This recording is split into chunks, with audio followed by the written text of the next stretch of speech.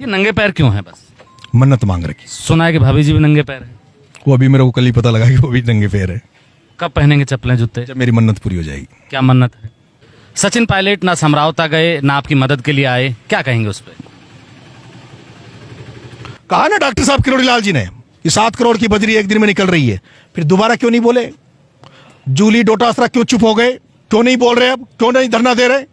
राजस्थान में एक ऐसा भ्रष्टाचार का मामला है बिसलपुर में, इस मामले को वही उठाएगा जो सच्चा पत्रकार होगा। इस मामले को महेंद्र यादव भी उठा सकता है या अजय हमारा चौधरी उठा सकता है। मैं उम्मीद करता हूं महेंद्र यादव उस जगह जरूर जाएगा जहां मैं बात कह रहा हूं। वहां का वीडियो महेंद्र यादव जरूर करेगा, ये मेरे को विश्वास है, क्योंकि मैंने महेंद्र यादव को देखा है कि शेर की मांद में कैसे हाथ डाला जाता है। जब आपकी रिहाई नहीं हो रही थी उस समय एक आंदोलन चल रहा था कि नरेश मीणा के लिए कि कोई एक तारीख चूज की गई थी कि उस दिन इकट्ठे होंगे सारे लोग। फिर मुख्यमंत्री के घर पे पहुंचे, आपके पिताजी को बुलाया गया, आपकी टीम के लोगों को बुलाया गया, और आपको लगता है कि मुख्यमंत्री भजनलाल शर्मा की मदद से आप जेल के बाहर हैं? क्या उनको धन्यवाद देना चाहेंगे? देखो महेंद्र, इसी मदद की वजह से, आपके पिताजी के समझौते की वजह से आपके सबसे निकटतम नेता जो देवली उनियारा में आपकी टिकट की पैरवी कर रहे थे, कई नेताओं से मिले, कई मंचों पे, उन्होंने सार्वजनिक मंचों पे कहा, मैंने जब उनका इंटरव्यू किया तब भी उन्होंने कहा कि नरेश को टिकट मिलनी चाहिए। वो नेता इस समझौते के बाद नाराज हुआ, प्रहलाद गुंजल उनका नाम है, और आपके जो चिर प्रतिद्वंदी हैं, जो आप अपने जिनको आप अपना दुश्मन मानते हैं, प्रमोद जैन भाया की रैली में शामिल हुए। क्या इसी वजह से, इसी नाराजगी की वजह से प्रमोद जैन भाया की रैली में शामिल हुए? मैं बाल साहब ठाकरे को एक बार पढ़ रहा था, फिर उनकी पूरी भूमिकाएं मैंने देखी। वो कभी जीवन में चुनाव नहीं लड़े, लेकिन उन्होंने जो चाहा महाराष्ट्र में वही किया, जिसके कंधे पे हाथ रख दिया वही विधायक होता था। क्या नरेश मीणा विधायक बनेगा, सांसद बनेगा, या फिर नरेश मीणा भी बाल साहब ठाकरे की उसी नीति पर काम करेगा कि गांव से किसी बकरी चराने वाले आदमी को उठाकर कह दिया कि ये विधायक होगा आपका, और वो बन जाएगा? मेरे साथ नरेश मीणा है, परिचय तो अब क्या ही दें। बधाई हो जेल से बाहर आने की। थैंक यू मेरे भाई, थैंक यू। कैसा रहा 8 महीने का सफर? अब जेल में था तो जेल का तो आप जानते हो कैसा रहा होगा, और बाहर भी जिस तरह से लोगों को परेशान किया गया, टॉर्चर किया गया, परिवारजन परेशान थे, तो कठिन समय था, लेकिन आत्मचिंतन करने का समय मिला, आत्म अवलोकन करने का समय मिला, बहुत कुछ सीखने को भी मिला। जेल में भी नए रिश्ते बनाने को बहुत मिले। 2 जेलों में गया, 2 जेलों में भी सैकड़ों हजारों मित्र बना के आया हूं। 2 जेलों में 8 महीने रहा। 8 महीने में लगभग 2400 बंदी जेल में आए और छूटे, उनसे एक नया रिश्ता बना के आया हूं। मुझे लगता है वो 24 साथी जहां कहीं भी होंगे, जब भी मुझे जरूरत पड़ेगी, आने वाले समय में नरेश मीणा के साथ मिलेंगे। नरेश, थप्पड़ मारने से पहले आपके पास में हजारों की भीड़ हुआ करती थी, थप्पड़ मारने के बाद और जब आप जेल गए और 8 महीने का सफर तय किया, अब लाखों की भीड़ है। क्या लगता है कि उस थप्पड़ ने क्या बदला है? देखो, मैं सन 2002 में पहला चुनाव लड़ा राजस्थान कॉलेज के अध्यक्ष का, तब से मैं यहाँ जयपुर में, उसके बाद पंचायत राज में मेरी पत्नी जिला परिषद रही, फिर 2 चुनाव विधानसभा में लड़े। भरपूर लोगों का मुझे अब तक आशीर्वाद मिल रहा है। इस घटना के बाद, और घटना के बाद नहीं, घटना तो घटित हो गई थी, लेकिन जो देवली उनियारा की जनता ने जो 60,000 वोट देकर मुझे जो आशीर्वाद दिया, उससे जिस तरह का मेरे बारे में एक छवि बनाई जा रही थी कुछ लोगों द्वारा, बदमाश की या उसकी, वो जो 60,000 वोट थे, उस देवली उनियारा का जो आशीर्वाद था, उसने ये स्टाम्प लगाया कि नरेश मीणा एक खानदानी परिवार में पैदा हुआ है,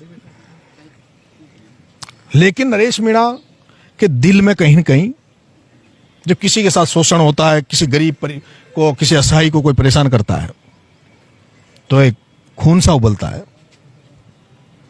और जब लोगों को ये महसूस हुआ, और फिर ये दूसरा सबसे बड़ा ये कि 8 महीने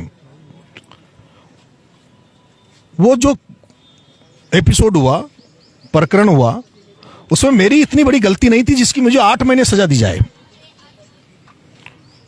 और जिस तरह से प्रताड़ित किया जाए कोर्टों में, बार बार तारीख पे तारीख, उससे जनता को ये पता लगा कि भाई सारे लोग, बड़े लोग मिलकर इस बच्चे को मारना चाहते हैं, इसकी राजनीतिक हत्या करना चाहते हैं, इसकी भ्रूण हत्या करना चाहते हैं। और यही कारण रहा। ये भावनात्मक देश है महेंद्र भाई, भारत। ये इमोशनल देश है। यहां व्यक्ति अगर किसी के प्रति उनका आकर्षण है, भावनात्मक जुड़ाव हो जाता है, तो फिर वो किसी की नहीं मानता। और जब उनको ये लगा कि एक व्यक्ति जिसका जुर्म सिर्फ इतना सा है कि वो जो राजनीति में व्यापारीकरण राजनीति का कर रहे हैं, जो वंशवाद और परिवारवाद की राजनीति कर रहे हैं, उनके खिलाफ बोल रहा है, खुलकर बोल रहा है, बड़े बड़े सेठ उनसे लड़ रहा है, और वो सब मिलकर अब इस लड़के की हत्या करना चाह रहे हैं, तो जनता ने उनका मेरे प्रति ये रहा कि भाई ये बेचारा है, इसकी मदद करनी चाहिए। और इसलिए वो जनता का आशीर्वाद मिला, और इसलिए जनता ने, और जनता की देन मानो। यही कारण है कि जो 200 विधानसभाएं राजस्थान में, 200 विधानसभाओं के किसी को भी 200 विधायकों के नाम याद नहीं है, लेकिन नरेश मीणा का नाम सब जगह है। मैं अब दूसरे सवाल पे आता हूं कि आजकल राजनीति में नेता कम और प्रॉपर्टी डीलर ज्यादा हैं। दूसरा, पहले किसान नेता हुआ करते थे, धरती पुत्र हुआ करते थे। आजकल वो जो प्रजाति है नेताओं की, वो विलुप्त हो गई है। लोग एक उम्मीद देख रहे हैं नरेश मीणा में उसी तरीके के नेता की। क्या इसका रास्ता है? मैं जब राजस्थान विश्वविद्यालय की छात्र राजनीति में आया था, तब भी मेरा ये मन था, मेरे आने से पहले राजस्थान विश्वविद्यालय के अध्यक्षों की लिस्ट उठा के देखना, आप उनमें देखना, उनके नाम देखना। और जब आपके भाई 2010 में जब ताकत में आया, क्योंकि 2004 में मैं चुनाव विश्वविद्यालय का लड़ा था, हार गया था, उसके बाद चुनाव भी बंद कर दिए गए थे। चुनाव इसलिए बंद कर दिए गए थे कि नरेश मीणा जैसा व्यक्ति अध्यक्ष नहीं बन जाए विश्वविद्यालय का। उस समय 2004 में वो चुनाव भी बहुत बड़ा चुनाव था, निर्दलीय लड़ा था। उसके बाद जब 2010 से जब चालू राजस्थान विश्वविद्यालय में चुनाव हुए, तो एक मन था, कॉलेज यूनिवर्सिटी में भी जो गांव के बच्चे आते थे, मुरझाए चेहरे, घी की पीपी लेके आते थे बेचारे, बोरी बिस्तर बांध करके जयपुर में जा रहे हैं, पढ़ाई करेंगे, नौकरी लगेंगे, माँ बाप के सपनों को पूरा करेंगे। उन जब बच्चों को, उनकी जो शक्ल सूरत को देखकर विश्वविद्यालय में लगता था कि इनके लिए लड़ना चाहिए, और फिर लगा कि इनमें से ही किसी को नेता बनना चाहिए। और वो शुरुआत आपके भाई ने करी। राजस्थान विश्वविद्यालय में 2010 में पहला विश्वविद्यालय का अध्यक्ष जब चालू चुनाव हुए, तो मनीष यादव बना, उसके सहयोग की भूमिका में फ्रंट पे रहे। 2011 में प्रभा चौधरी राजस्थान विश्वविद्यालय की पहली लड़की अध्यक्ष बनी, थर्ड मोर्चा बनाकर उसकी भूमिका में रहे।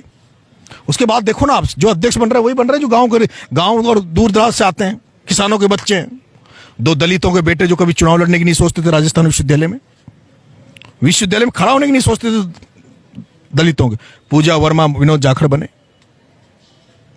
वो नरेश की देन है। सामाजिक गठजोड़ करना, ग्रामीण परिवेश के लोगों को फ्रंट फुट पे लाना, ये लक्ष्य है, ये मन में है कि जब कहीं भी किसी लायक बनेंगे तो जिन लोगों को मौके नहीं मिल रहे, जो लोग बेचारे पीछे रह गए, उनको आगे लाएं।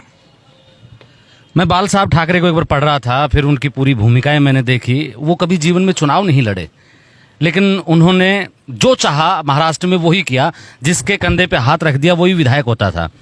क्या नरेश मीणा विधायक बनेगा, सांसद बनेगा, या फिर नरेश मीणा भी बाल साहब ठाकरे की उसी नीति पर काम करेगा कि गांव से किसी बकरी चराने वाले आदमी को उठाकर कह दिया कि ये विधायक होगा आपका, और वो बन जाएगा?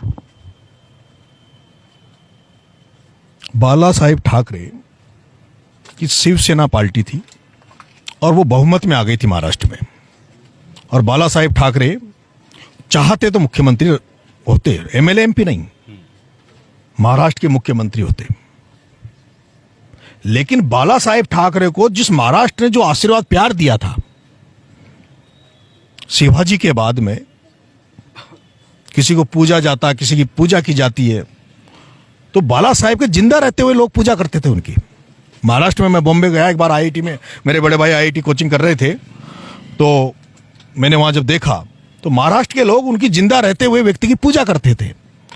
बाला साहेब ठाकरे को यह पता था कि अगर मैं मुख्यमंत्री बन गया तो मैं सबकी अपेक्षाओं पे खरा नहीं उतर पाऊंगा। मानवीय है और मानव से गलती होती है।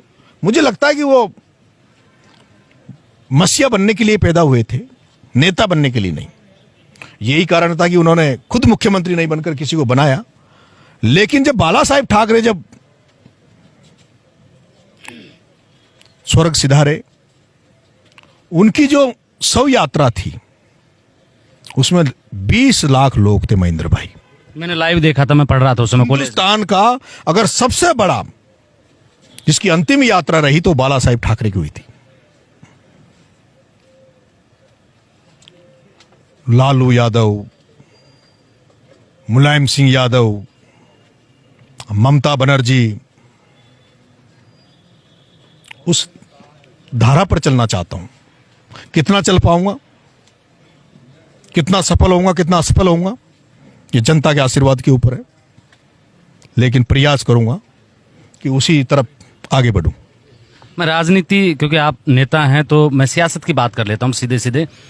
सचिन पायलट ना समरावता गए, ना आपकी मदद के लिए आए, क्या कहेंगे उस पर? पायलट साहब राष्ट्रीय नेता हैं कांग्रेस पार्टी के। पायलट साहब, मुझे ऐसा लगता है कि वो कई बार कंट्रोवर्सी जहां हो किसी तरह की, उससे वो दूर रहते हैं। और इसी कारण से राजस्थान में सर्व समाज, सब लोग पायलट साहब को पसंद करते हैं। मैं उनका फॉलोवर था, मैं उनको पसंद करता था।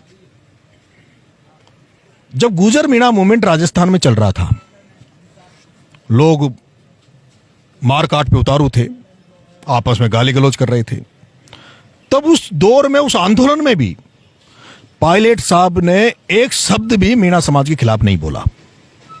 जब वो एसएमएस आए, वहां जो डेड बॉडियां थी गुजर समाज की, तो जब वो उनसे वहां आए तो गुजर समाज के लोगों ने उनके वो गालियां तक दी, कपड़े तक फाड़े, बोल क्यों नहीं रहा? तो उसने कहा कि मैं आपके साथ हूं, गुजर समाज के साथ हूं, पर मैं मीणा समाज के खिलाफ नहीं हूं। मेरे मामले में भी ऐसा हो गया था शुरुआत में कि शायद कि नरेश जो एपिसोड हुआ उसमें जाट समाज नाराज है, और वो था भी, देखो उनको लगा होगा कहीं नुकसान हो जाएगा, किसी तरह का कुछ बात हो जाएगी। दूसरा निर्दलीय था, कांग्रेस की जमानत जब्त करा के आया था, उन पे छबड़ा में भी आरोप लगा, यहां भी आरोप लगा कि नरेश मीणा को तो सचिन पायलट ही खड़ा करता है। तो हो सकता है वो इसलिए भी नहीं आए होंगे कि पहले से टेक तो लगा हुआ ही है, और पूरा ऊपर लगा देंगे कि देखो नरेश मीणा जो हो रहा है, जो सचिन पायलट करवा रहा है। हो सकता है इसलिए नहीं आए होंगे। राजनीति में कई बार इतने बड़े ओहदे पे जाने के बाद बहुत सारी जिम्मेदारियां बहुत सारे करते हुए रहते हैं, वो उनको निर्वहन कर रहे होंगे, इसलिए नहीं आए होंगे। आपके जेल जाने के बाद में अशोक गहलोत का एक ट्वीट देखा था, शायद मैंने, या कहीं कोई बयान सुना था। वो कह रहे थे कि किसने इसको चुनाव लड़वाया। वो इशारा पायलट साहब की तरफ भी था, और इनको पार्टी में लेके आए, इसीलिए पायलट साहब नहीं आए होंगे। भाई राजनीति में नरेश मीणा की गारंटी कौन ले? ये सबसे बड़ा सवाल है। अब ये चाहे कि मैं कहूं जो ही करे, मैं कहूं जिसके साथ ही खड़ा रहे, तो ये ऐसा तो नरेश नहीं कर सकता। नरेश तो खुला है, जो मन में आएगा, आत्मा में आएगा, जो जनता चाहेगी वो करेगा। तो आपको जब टिकट देने की बात आ रही थी देवली उनियारा में, तो ऐसा कहा जा रहा है कि गोविंद सिंह डोटासरा ने सबसे ज्यादा पेच फंसाया था। नहीं, ये आपकी गलत है। पायलट साहब मेरी मदद इसलिए नहीं करते थे, जो देवली उनियारा का मामला आया, उनको ये लगता था कि मैं जैसे इसका नाम आगे बढ़ाऊंगा सारे खिलाफ हो जाएंगे इसके। मैं उनसे मिला था, लेकिन जैसे ही गुंजल साहब ने जो मेरे लिए उस समय प्रयास किए थे टिकट के लिए, तो डोटासरा जी ने मेरे से कहा था कि देवली उनियारा में 19-20 हो जाए तो हम दौसा के बारे में सोच सकते हैं। तो मैंने साहब मैं चुनाव लड़ने के लिए तैयार हूं। मैंने उनको कह दिया था भाई मैं दौसा भी चुनाव लड़ने के लिए तैयार हूं। लेकिन लास्ट समय में यह बात आई कि जो सांसद जो एमएलए सांसद जो चुनाव लड़े हैं उन्होंने पार्टी में तय किया शर्तों पे, मतलब देखो वो विधायक से सांसद बने थे। जो राष्ट्रीय पार्टी कांग्रेस, उनके पास टिकटार्थी नहीं थे। नरेश मीणा लोकसभा का टिकट मांग रहा था दौसा का, माधोपुर में भी टिकट मांग रहे थे, लेकिन उनको टिकटार्थियों की तरफ नजर नहीं गई, उनको भरोसा नहीं है। उन्होंने 2 एमएलए को सांसद लड़ाया, मुरारी लाल को और हरीश मीणा को। अगर हरीश मीणा मुरारी लाल अगर समाज को चाहते, जिस समाज में पैदा हुए हैं वो चाहते ना, तो वो एमएलए थे, 2 और बच्चों को, नए लोगों को मौका दे सकते थे, 2 नए सांसद बन जाते, नए राजनीतिक दुश्मन पैदा कर लेते। तो ऐसे डरपोकों को राजनीति में रखते ही क्यों? हम तो नहीं डरते किसी से कि कौन बनेगा कौन नहीं बनेगा। जिसके कर्म में होगा, जिसका ईश्वर का आशीर्वाद होगा, जनता का आशीर्वाद होगा, वो बनेगा। तो ऐसे डरपोकों को राजनीति में रहना ही नहीं चाहिए। इन दोनों ने फिर ये शर्त लगाई, तो दोनों ने नहीं, 5 ने, वो जो कौन थे मेरे, वो बाकी लोग जो ओलान राम, कि भाई हम चुनाव लड़ लेंगे लोकसभा का, लेकिन एमएलए की सीट पे हम जिसको कहेंगे उसको टिकट देना पड़ेगा। ये कमिटमेंट किया इन्होंने। डील हुई थी, कमिटमेंट नहीं, डील हुई थी। और ये तय मान लो कि नरेश मीणा अगर खूंटा नहीं रोकता ना, तो दौसा से तो निहारिका लड़ती और देवली उनियारा से हनुमंत लड़ता। पर मैंने कह दिया कि वंशवाद को नहीं चलने दूंगा, ना लाली को बनने दूंगा, ना हनुमंत को बनने दूंगा, दोनों जगह से चुनाव लड़ूंगा। और उसका असर यह हुआ कि कम से कम मैंने 2 कॉन्स्टिट्यूएंसी तो आजाद करा दी, देवली उनियारा आजाद करा दी और दौसा आजाद करा दी। और समय ऐसा आएगा कि सब साफ हो जाएंगे, नए चेहरे आएंगे, सुंदर सुंदर लड़के नए आएंगे, पढ़े लिखे, विश्वविद्यालय की राजनीति से, छात्र राजनीति से, सरपंच जनप्रतिनिधि में से, बीच में से आएंगे, वो बनेंगे। अब लालियों का और इनका जमाना नहीं है। मैं कल कहीं चाय पी रहा था विधानसभा के नजदीक, तो कुछ मीणाओं के अधिकारी बैठे हुए थे, सिविल ड्रेस में थे, तो उनमें एक बात चल रही थी।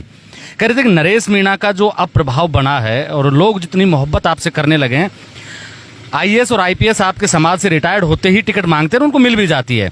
सबसे ज्यादा खलबली उन्हीं लोगों में है जो टिकट की आस लगाए हुए बैठे थे कि अब नरेश के भरोसे नैया पार होगी। नरेश के भरोसे तो नैया पार उनकी होगी जो नरेश जैसे हैं,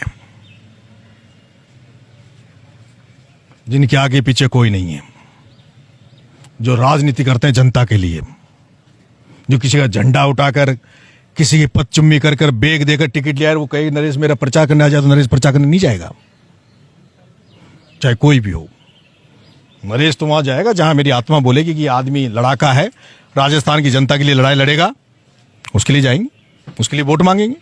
एक दौर था जब मीणा और गुजरों में बड़ी खाई थी, नरेश मीणा ने धीरे धीरे उसको पाटने की कोशिश की।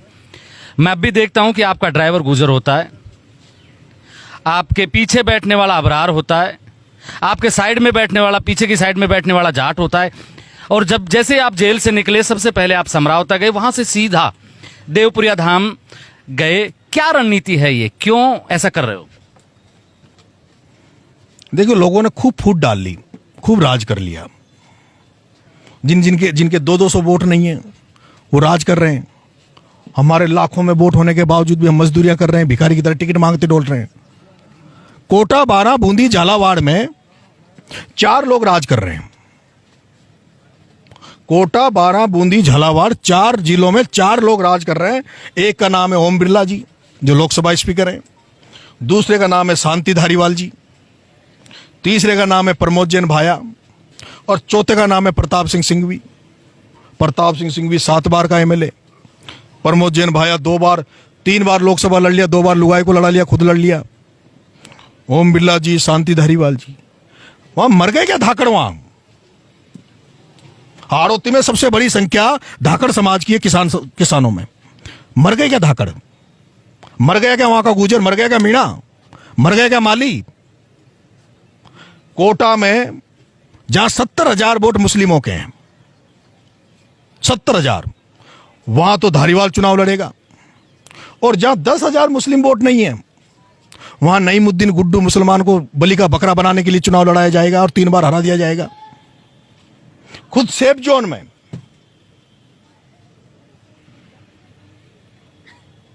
इसलिए बिठाता हूं सबको साथ आना होगा, सबको एक जाजम पर बैठना होगा, जब जाके भ्रष्ट लोग, ये तानाशाह लोग, ये जो धन बल व्यापार की जो राजनीति कर रहे हैं, तभी ठोकर मारी जा सकती है जब ये सारे लोग एक साथ आएंगे। नहीं तो ये गुजर है, ये मीणा है, ये जाट है, ये राजपूत है, ये फलाना है, ऐसे कर करके तो पहले अंग्रेज राज कर गए, अब ये दूसरे अंग्रेज आ गए, सफेद पोश कपड़ों में अंग्रेज घूम रहे हैं। आज राजस्थान में एक नया पुलिस ने प्रयोग चलो किया है। कोई भी क्रिमिनल कोई घटना होती है, पुलिस उनके 4 पैर तोड़ देती है, हाथ तोड़ देती है, परेड निकालती है। अरे सबसे बड़े गुंडे तो ये सफेद पोश कपड़े पहनने वाले नेता है जो इस राजस्थान को खा रहे हैं। बजरी को ये खाएंगे, पूरा बनास की बजरी किसकी है? किसकी है? स्पीकर साहब की। भाया जी पार्टनर है, प्रमोद जैन जी, हीरालाल जी पार्टनर हैं, तो कांग्रेस में। अब ये तो देखो ना, आप सब कांग्रेस सब मिले हुए हैं। कांग्रेस बीजेपी है। कहा ना डॉक्टर साहब किरोड़ी लाल जी ने कि 7 करोड़ की बजरी एक दिन में निकल रही है, फिर दोबारा क्यों नहीं बोले? जूली डोटासरा क्यों चुप हो गए? क्यों नहीं बोल रहे? अब क्यों नहीं धरना दे रहे? राजस्थान में एक ऐसा भ्रष्टाचार का मामला है बिसलपुर में कि राजस्थान सरकार मिट्टी निकालने के नाम पर बिसलपुर में, बनास की बिसलपुर में, मेरे भाई महेंद्र भाई, इस मामले को वही उठाएगा जो सच्चा पत्रकार होगा। इस मामले को महेंद्र यादव भी उठा सकता है या अजय हमारा चौधरी उठा सकता है। मैं उम्मीद करता हूं महेंद्र यादव उस जगह जरूर जाएगा जहां मैं बात कह रहा हूं। वहां का वीडियो महेंद्र यादव जरूर करेगा, ये मेरे को विश्वास है, क्योंकि मैंने महेंद्र यादव को देखा है कि शेर की मांद में कैसे हाथ डाला जाता है। राजस्थान में उस बनास नदी में बिसलपुर डैम के अंदर कि भाई इसमें मिट्टी ज्यादा भर गई, पानी का भराव कम रहता है, इसलिए इसकी मिट्टी निकालने के नाम पर ठेका दिया गया, गाद निकालने के नाम पर, और 20 साल के लिए दिया। सरकार उस गाद निकालने के नाम पर, मिट्टी निकालने के नाम का पैसा दे रही है 20 साल तक। 20 साल तक दे रही है, करोड़ों रुपए दे रही है, और वो निकाल रहे हैं बजरी बिना लीज लिए, बिना कोई सरकार को 1 रुपया दिए, और बजरी निकाल के उस नदी में से ताजा बजरी पूरी सब जगह सप्लाई हो रही है। 8 महीने महेंद्र यादव जेल में रहा हूं मेरे भाई। यही पढ़ाई, यही खोज किया आपने? खोज नहीं की मेरे भाई।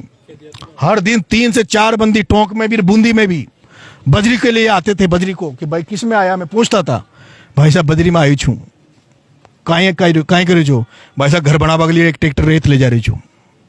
वो एक डंपर में जो 6 टोली एक साथ ले जाता, जैसी भी चलती, वो नहीं पकड़े जाते।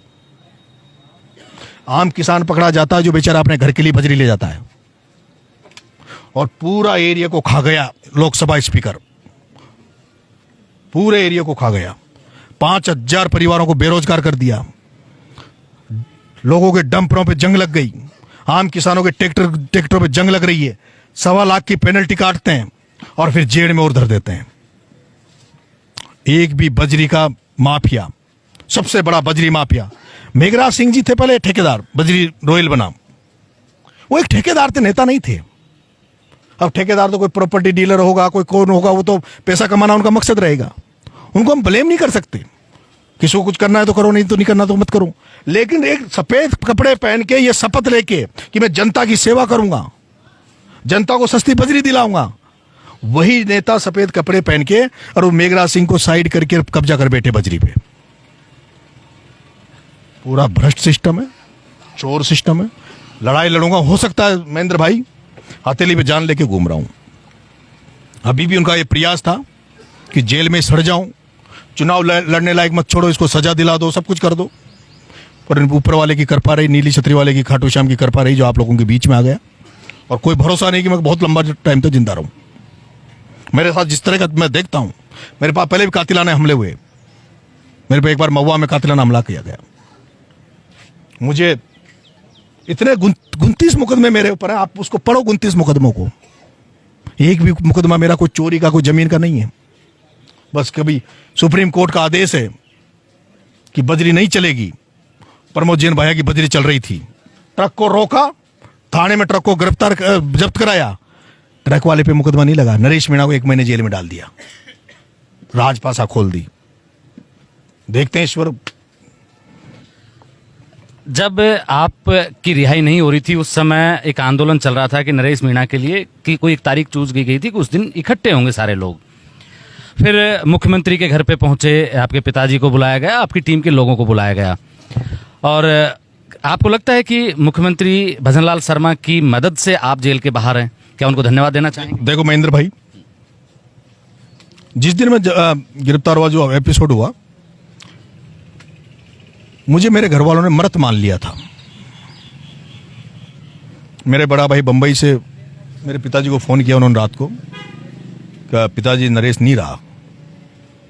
पिताजी गांव सो रहे थे, उनको टीवी नहीं देख रहे थे। पिताजी शिव जी के मंदिर में रहे रात भर।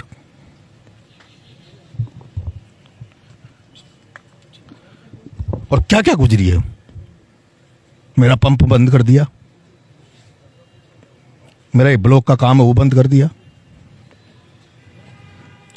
मां सरपंच है जांच बैठा दी, जांच बिठा दी, मेरे साथियों को सबको उठा लिया। पूरा भूचाल आया हुआ था राजस्थान में, जनता आक्रोशित थी, जनता गुस्सा निकालना चाहती थी जयपुर में आके। मेरे पिता ने जब गांव में जाके देखा तो उसको लगा कि जनता में जो आक्रोश है, अगर ये जनता जयपुर गई तो 100% कोई न कोई जनानी हो सकती है। बेटा जेल में पड़ा है, हर बाप की इच्छा रहती है कि मेरा बेटा जेल से बाहर आ जाए, और अगर गलती से बेटा जेल में कोई अनहोनी हो गई तो सारा कलंक लग जाएगा परिवार पे। वो जो कंडीशन थी, उसी दौरान जब जनता का दबाव पड़ा, आईपी ने रिपोर्ट दी कि 5 लाख जनता आ रही है, जनहानि हो सकती है, देश का सबसे बड़ा आंदोलन बन सकता है। माननीय मुख्यमंत्री ने मेरे साथियों को आमंत्रित किया, मेरे परिवारजनों को आमंत्रित किया समझौते के लिए, टेबल पे आने के लिए। और उस सूरत में मेरे पिताजी गए, मेरे साथी गए, भाई अबरार, राकेश बैंसला, आरडी सरपंच साहब, मुकेश जी। जब वो गए, माननीय मुख्यमंत्री जी ने 1.25 घंटे उनको समय दिया, पूरा सम्मान दिया। और उनके भी शब्द थे माननीय मुख्यमंत्री जी के कि साहब आप भी सरपंच हो, मैं भी सरपंच रहा हूं, आपका बेटा, आप किसान उससे आया हूं, मैं भगवान के हाथ करके, और नरेश की जितनी मदद होगी उतनी मदद मैं करूंगा। ये बात भजनलाल जी ने कही। मेरे साथियों ने जब मेरे पिता को कहा कि साहब रिटर्न में चाहिए, तो मेरे पिता ने इनको गाली दी कि इतने बड़े पद पर बैठे व्यक्ति अगर भगवान की शपथ लेके ये कह रहे हैं कि मैं नरेश की मदद करूंगा, तो इससे बड़ा कोई लिखत नहीं है, कोई लिखापढ़ी नहीं है। आ गए, सीएम साहब ने 30 मार्च का समय दिया, ये कहा कि मैं 30 के भी पहले मैं कोशिश करूंगा। लेकिन लोगों ने उसको बहुत अलग तरीके से लिया। लेकिन ये सब नीली छतरी वाले की कृपा हो रही है महेंद्र। अगर मैं 30 मार्च को छूट जाता तो ये जनता कहती कि नरेश मीणा का बाप समझौता करे आया, उसके जो राकेश बैंसलार, अबरार, अभिषेक, ये लोग बेचे नरेश मीणा को। बहुतों ने कहा इनको बेचारों को, गालियां दी कि नरेश मीणा का सौदा कर लिया, समझौता कर लिया। और जब मुझे जिस दिन समझौता का पता लगा था महेंद्र भाई, मेरे को नींद नहीं आई जेल में। मैं इतना दुखी हुआ, क्योंकि मैं तो जब से राजनीति में सीखने लगा हूं तब से ये कोशिश में हूं, ये सपना देखता हूं कि एक ऐसा आंदोलन मेरा हो देश में, जो मैं भी जेपी जैसा बनूं। वो समय था जब एक व्यक्ति, बेटा एक जेल में है, और उस जेल में बंद लड़के के लिए लाखों लोग सड़कों पे आ रहे हैं, तो उससे अच्छा सौभाग्य मेरे को क्या मिलता। लेकिन अब बेचारे ये जो साथी थे, अब इनको अनुभव की कमी, मेरे साथ कोई राजनीतिक तो है नहीं, या इनको कोई बहुत अनुभव नहीं था। इनको तो ये लगा कि हमें तो जल्दी से जल्दी नरेश को बाहर लाना है, कोई अनहोनी नहीं हो जाए। अगर ये पॉलिटिकल सोच के लोग होते, राजनीतिक समझते, इनकी जगह मैं होता, तो जनरली अगर 5 लाख लोग यहाँ आ रहे हैं तो आ तो इसीलिए रहे थे कि भाई सरकार से बात करें, मुख्यमंत्री से बात करें। बिना 5 लाख लोगों के आए, बिना 5 लाख लोगों के डीजल बढ़ाए, खर्चा किए, अगर सीधा ही समझौता हो गया बिना शक्ति प्रदर्शन किए। लेकिन राजनेता होने के नाते मैं होता तो मैं तो ये करता कि समझौता तो होता, लेकिन वो मंच पे होता, वो 5 लाख जनता के बीच में होता। 5 लाख जनता ये कहती कि भाई हमारी वजह से समझौता हुआ। जनता खुददार होती है, स्वाभिमानी होती है। उस समय जनता को लगा कि भाई हमारे साथ, क्योंकि मेरे साथ जनता ने मुझे अपना मान लिया था, बेटा मान लिया था, भाई हमें उसको निकालना है चाहे कुछ भी करना पड़े। लेकिन आपने जब सवाल पूछा है, आज स्थिति है कि निकलने के बाद भी लोग ये नहीं चाहते कि मैं भजनलाल जी की तारीफ करूं।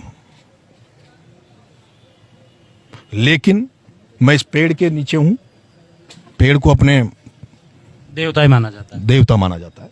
मैं जो हूं सच्चा हूं, ईमानदार हूं, मैं कभी झूठ नहीं बोलता। राजनीति में भी मैं यही प्रयास रहता है कि ईमानदारी से हूं। भजनलाल जी ने मेरी जो मदद करी वो कोई नहीं कर सकता, लेकिन भजनलाल जी ने भी विपरीत परिस्थितियों में मेरी मदद की, इसलिए उनका एहसान है। उन्होंने मेरी मदद तो करी, लेकिन विपरीत परिस्थितियों में। मेरे मामले में तो भजनलाल जी को भी नीचा दिखाने का प्रयास किया गया, एक खेमे द्वारा कि अगर 30 तारीख को नरेश मीणा निकल जाएगा तो भजनलाल जी मजबूत हो जाएंगे, उनको जनता धन्यवाद देगी। भजनलाल जी ने जो भी सरकारी पीपी होते हैं, जो भी उनकी मदद होती है, जो भी मुआवजा होता है, वो हर संभव प्रयास किया। पर ये जो दूसरा खेमा था जो हड़ौती से आता है, कोटा से आता है, वो इतना मजबूत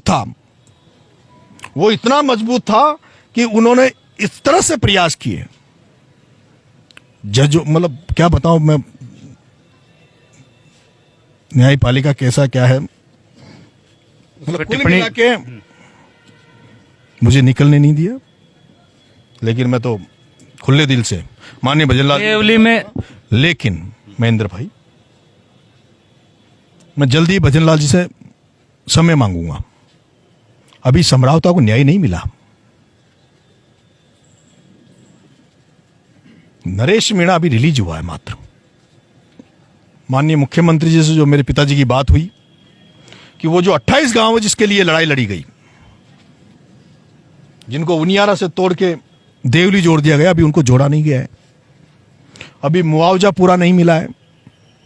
अभी मेरे मुकदमे वापस नहीं हुए जो कांग्रेस सरकार में भाया ने लगाए थे।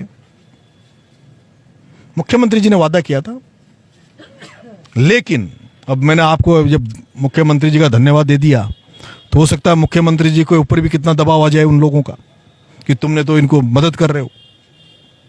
लेकिन अपन तो सच्चे आदमी, वो मदद कर पाए कि नहीं कर पाए, आगे क्या होगा क्या नहीं होगा। इसी मदद की वजह से, आपके पिताजी के समझौते की वजह से, आपके सबसे निकटतम नेता जो देवली उनियारा में आपकी टिकट की पैरवी कर रहे थे, कई नेताओं से मिले, कई मंचों पे, उन्होंने सार्वजनिक मंचों पे कहा। मैंने जब उनका इंटरव्यू किया तब भी उन्होंने कहा कि नरेश को टिकट मिलनी चाहिए।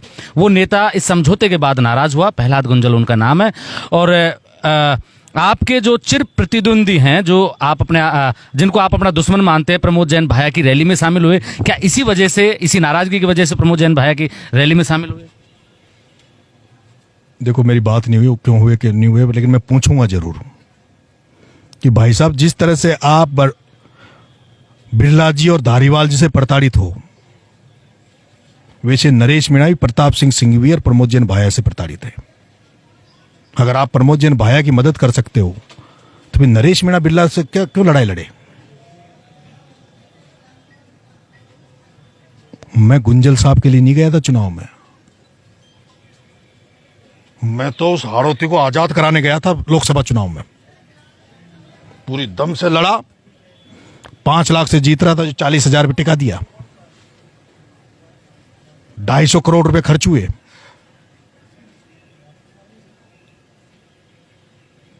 दुनिया में नेताओं से किसी से विश्वास है कि नहीं है, भरोसा है कि नहीं है?